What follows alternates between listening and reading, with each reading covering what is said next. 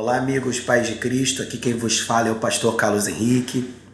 Não sei se a filmagem vai ficar muito boa, porque é tudo de maneira muito improvisada, mas eu preciso trazer uma palavra para o coração dos amigos, ok? Existe um texto no Salmo de número 62, versículo 11, que diz assim: uma coisa disse Deus 2 vezes a ouvir, que o poder pertence a Deus. Eu estava lendo esse versículo hoje e me veio um tema, me veio uma reflexão. E a reflexão é: em quem acreditar? Nesse momento, em quem a gente acredita? A gente acredita no discurso do Ministério da Saúde, a gente acredita no discurso que vem por parte dos políticos, a gente acredita no discurso que vem da mídia, um discurso tão manipulado, tão cheio de recortes, aonde eles só mostram aquilo que eles acham conveniente mostrar. Em quem acreditar? Eu não quero levantar a bandeira aqui que a gente não deve acreditar em ninguém, mas a gente precisa realmente filtrar tudo aquilo que a gente ouve, senão a gente enlouquece. Como você sabe, o versículo que eu li diz: disse Deus 2 vezes a ouvir, que o poder pertence a Ele. Então quero levar você a acreditar no poder de Deus. Ainda que nos chamem de loucos, ainda que nos chamem de irreverentes, insensatos, mas eu creio no Deus da Bíblia, e o Deus da Bíblia nos apresenta uma verdade: Ele nunca perdeu uma batalha. E morrer não é perder uma batalha, até porque nós acreditamos na eternidade.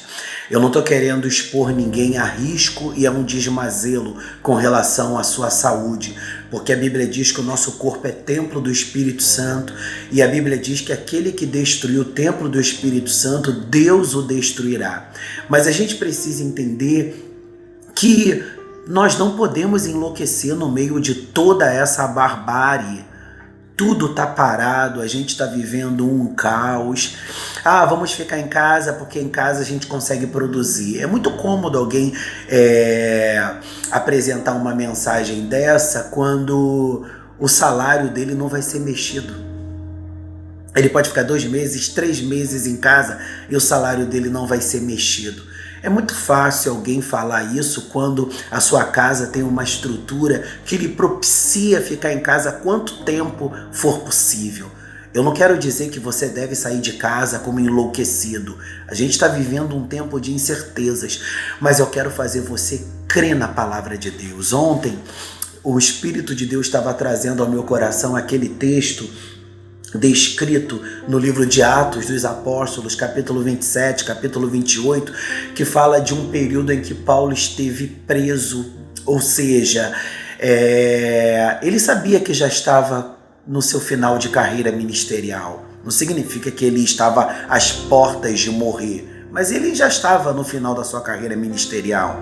E Deus traz uma palavra para o coração dele em meio a uma viagem que ele tinha que fazer, ou melhor, que enquanto prisioneiro ele tinha que fazer. E ele sugere que os homens não dessem sequência àquela viagem.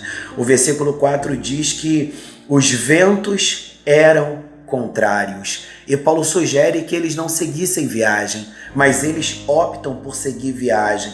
E o versículo 7 diz que chega um momento que os ventos não permitem seguir adiante a viagem, porque o vento era muito forte. E Paulo libera uma palavra que eles deveriam ter muito cuidado naquela viagem. O versículo 10 diz assim: dizendo-lhes: varões, vejo que a navegação há de ser incômoda e com muito dano, não só para o navio e carga, mas também para as nossas vidas.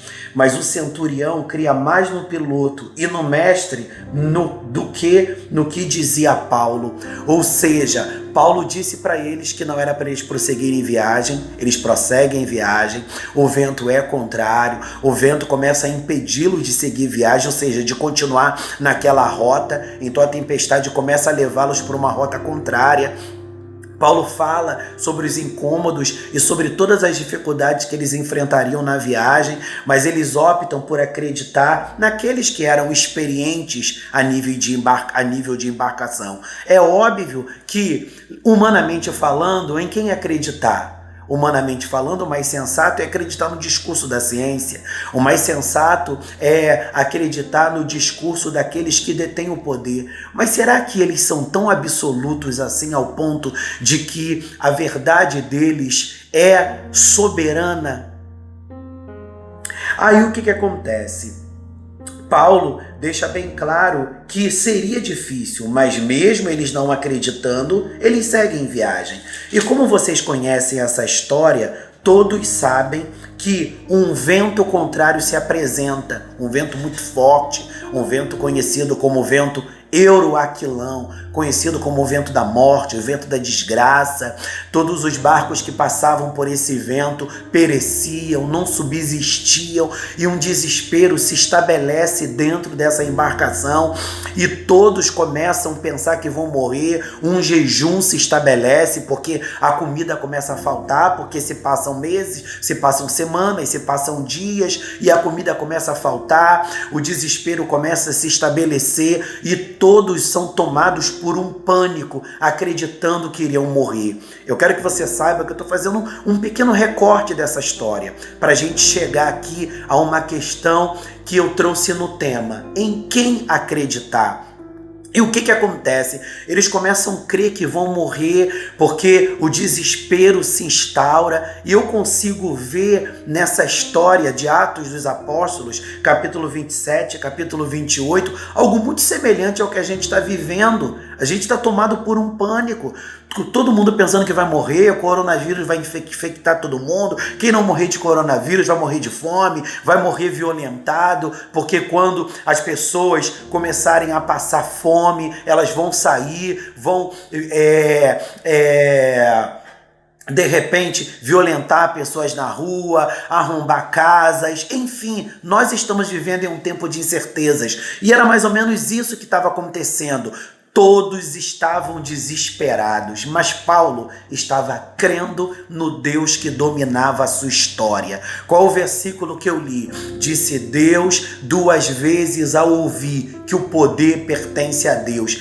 Então Paulo, alguém crente em Cristo Jesus, ele cria que a sua vida estava nas mãos do Senhor e que não aconteceria nada sem a permissão do Todo-Poderoso. E enquanto todos estavam desesperados, vamos pensar assim, descabelados, vendo a morte diante deles, a Bíblia diz que Paulo tem uma experiência espiritual. O anjo do Senhor se apresenta diante de Paulo e traz para Paulo uma palavra. Diz assim, o versículo 20 do capítulo 27.